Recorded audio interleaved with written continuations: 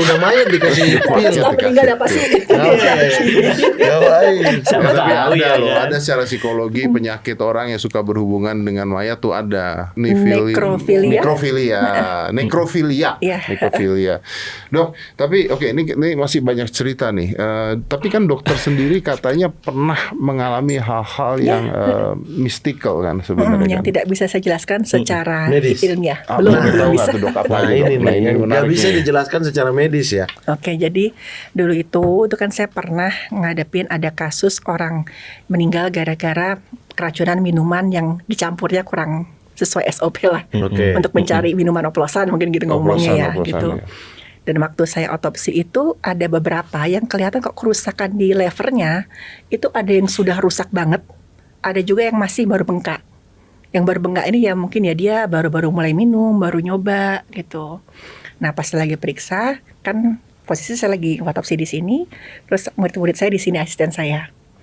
Nah tahu-tahu saya dengar di belakang tuh ada yang ngomong, Bunda, suara laki-laki gitu.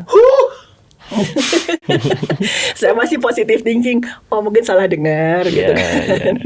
Terus saya tungguin lagi, itu sampai 2 kali, Bunda gitu. Terus saya lihatin asisten saya nggak ada yang dengar kan, oh ya udahlah, nggak aman saya lanjutin. Tapi setelah itu kan yang bagian paling sulit itu serah terima ke keluarga.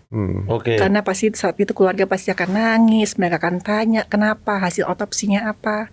Nah itu saya jelaskan ya tanda-tandanya memang harus menunggu hasil lab. Tapi tanda-tanda fisiknya mengarah ke keracunan akibat minuman ini. Tapi pastinya harus menunggu lab dulu saya bilang. Terus ada satu pamannya itu datang, Dok ini saya pamannya. Saya dikasih surat kuasa untuk mengambil jenazah. Karena ibunya nggak kuat. Ibunya di rumah masih sakit banget, drop banget. Udah dikasih tahu dok berkali-kali gitu. Jangan minum gitu, jangan ikut teman-teman kamu.